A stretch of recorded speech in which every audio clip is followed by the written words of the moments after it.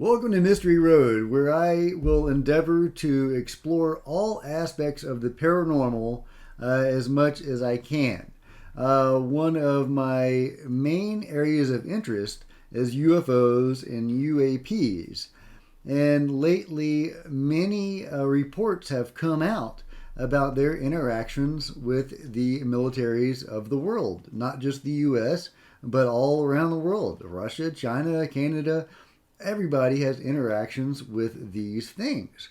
And one of the, definitely the most recent thing to have come out that is so compelling is the article I'm about to read. And you may have heard about this before. This is a fascinating case. Before I go any further, please hit like, please subscribe. I just started this channel. I'm going to talk about all aspects of the paranormal, as I said. So please hit like, please subscribe, and share on social media. Okay, now let's dive into it. Mysterious UFOs began popping up on the California coast last year, prompting U.S. Navy warships to follow them in a high-speed pursuit, only to be left scratching their heads. 6 out-of-this-world tic-tac-shaped drones flew at speeds of up to 45 miles per hour and traveled at least 100 nautical miles in July 2019, far surpassing known drones on the market. And of course, it's not drones. The military has the capability of detecting drones and also of knocking them out of the sky. So if they were drones, they would not be harassing warships at sea. But this is the mainstream media, so let's plow on.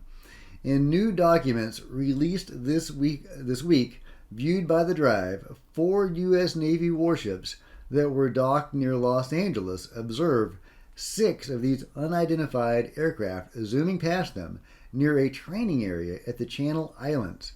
When the incident was brought up to the Chief of Naval Operations and then the FBI, the Navy began investigating itself as potential sources. This is terrible writing. Sources of the unmanned aerial vehicles.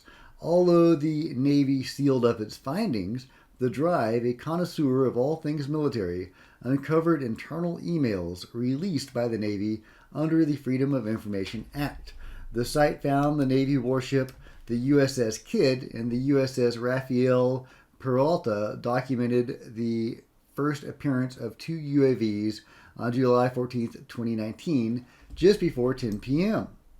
The drones, quote unquote, were going faster and farther than any drone available on the market. Okay, that's a picture from the Nimitz incident. The USS Kidd's ship's nautical or otherwise photographic interpretation and exploitation team, charmingly monikered Snoopy, began attempting contact with UFOs, but all efforts were proven futile. Now, I would really love to hear more about that. They tried to contact these things, not drones. Actually, it says UFOs there. So, of course, an unidentified drone would be a UFO technically, but it was not a drone. At least not a human drone. All right. Just as the USS Rafael Peralta also began engaging its Snoopy system, other surrounding warships, including the USS John Finn, noticed a red flashing light coming from the UAV just after 10:03 p.m. An hour later, the Rafael noted a white light hovering on the flight deck. The drone hovered over the ship's helicopter pad while traveling at a speed of 16 knots an hour and in low visibility.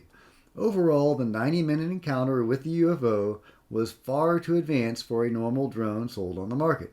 The USS Russell noticed the drones began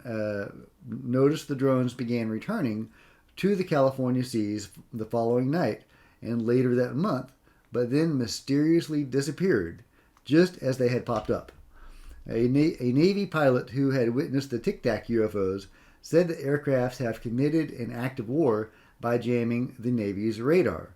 The same thing happened at the Nimitz incident, and probably in many other incidences.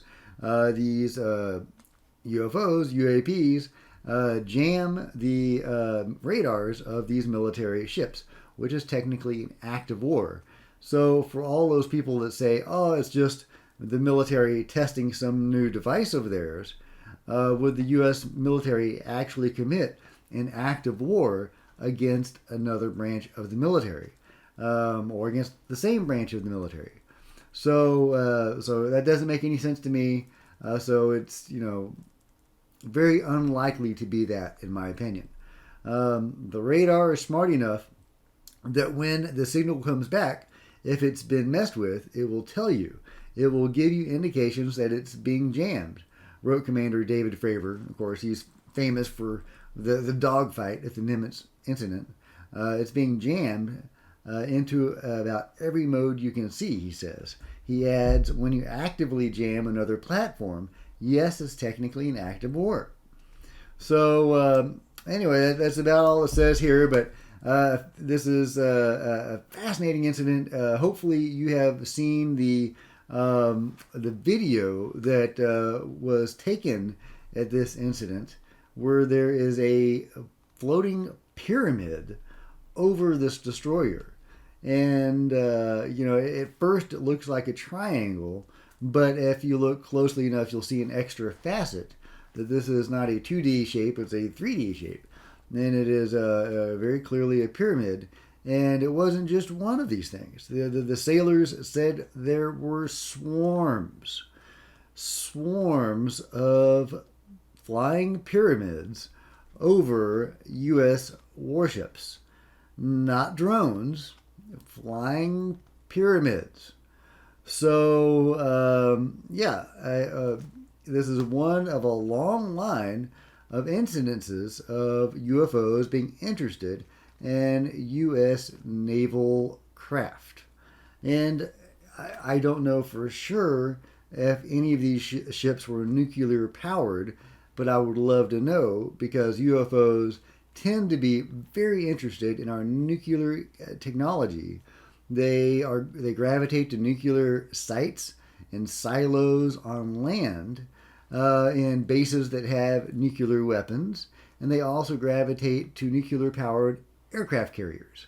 So, is that what this was? Were these ships nuclear-powered? I would love to know more information, and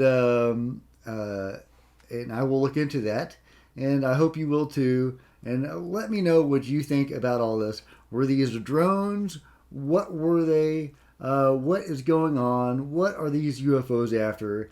I am just fascinated by all of this, and I can't wait to continue my explorations. I hope you will join me. Again, please hit like and subscribe. Until next time, Mystery Road out.